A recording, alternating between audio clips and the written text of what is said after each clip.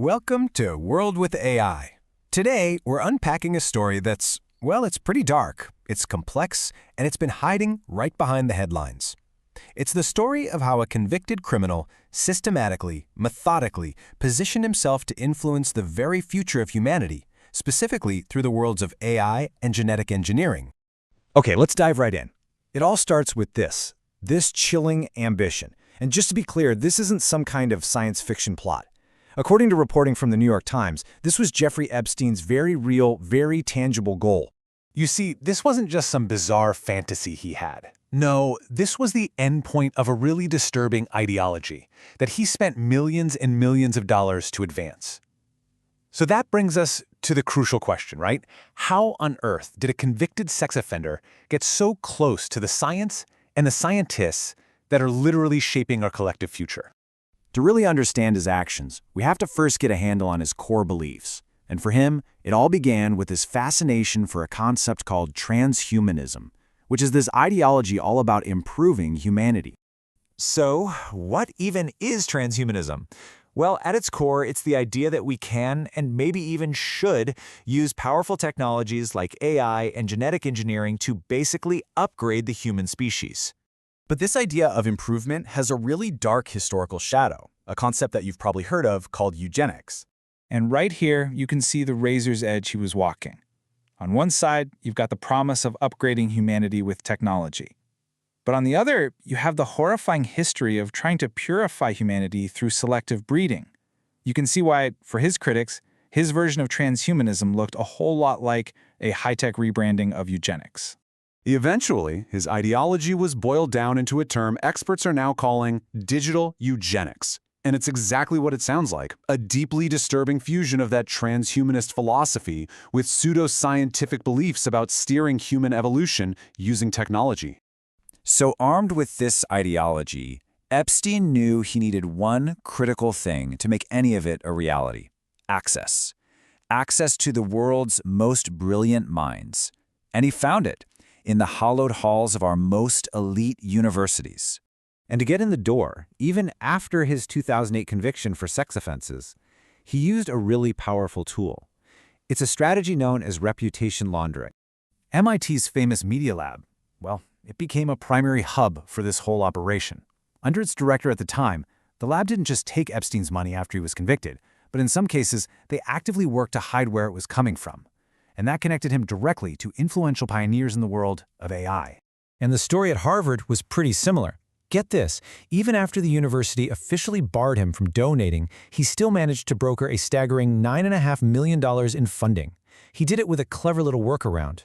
He basically positioned himself as this indispensable middleman. I mean, look at this. He wasn't just some donor. He was a founder, an intermediary, a broker. He was directing money from other wealthy people to the exact programs and people he wanted to influence. It kept him right at the center of this whole ecosystem. But academia, that was just one piece of the puzzle. If you really want to shape the future of technology, you need access to the people who are actually building it. And that meant the titans of Silicon Valley.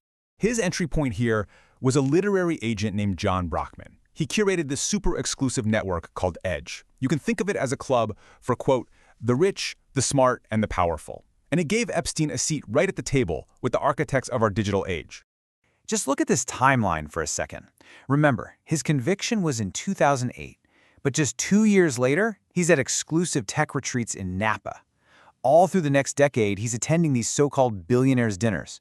So clearly, his criminal record was no barrier at all to accessing the highest levels of power. And who was at these events? I mean, this list reads like a who's who of tech.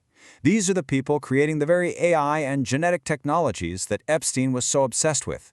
We are talking about the founders and leaders of Google, Tesla, Amazon, Microsoft, the list goes on. So these weren't just a bunch of random encounters, not at all. This was a deliberate, systematic construction of influence. Experts have a name for it: his architecture of entrenchment. It was a system built carefully on ideology, money, and access. And this was his 4-step playbook for gaining influence from the shadows. Step 1, develop the ideology. Step 2, deploy the capital to launder his reputation. Step 3, use that new legitimacy to get access and network with the elite. And finally, step 4, exert influence to shape the future of technology. And there is this pervasive theme running through this entire network, the almost total exclusion of women, except that is, as commodities. This wasn't some accident. It seems it was a functional requirement of a culture that pushed out any voice that might actually challenge the agenda. So where does that leave us? Well, with a deeply, deeply unsettling picture. The very science of our future, AGI, genetic engineering, was being shaped, in part, from the shadows. And one of the people helping shape it was a convicted criminal with a dark, eugenicist worldview. And this leads us to our final and most critical question. Thanks for joining us on A World with AI. You know, the story of Jeffrey Epstein isn't just about one man's horrific crimes. It's a stark warning about how money and ideology can operate in the shadows to shape our collective future. And the questions his influence raises are absolutely vital for all of us as we try to navigate the power of these new technologies. If you found this explainer valuable, please help us grow the conversation. Like this video, share it with someone who needs to see it, and of course, subscribe for more deep dives into the forces shaping our world. Oh, and don't forget to hit that bell so you don't miss what's coming next. We're still left with that final question. Who else is out there shaping our future from the shadows? Let us know what you think down in the comments below.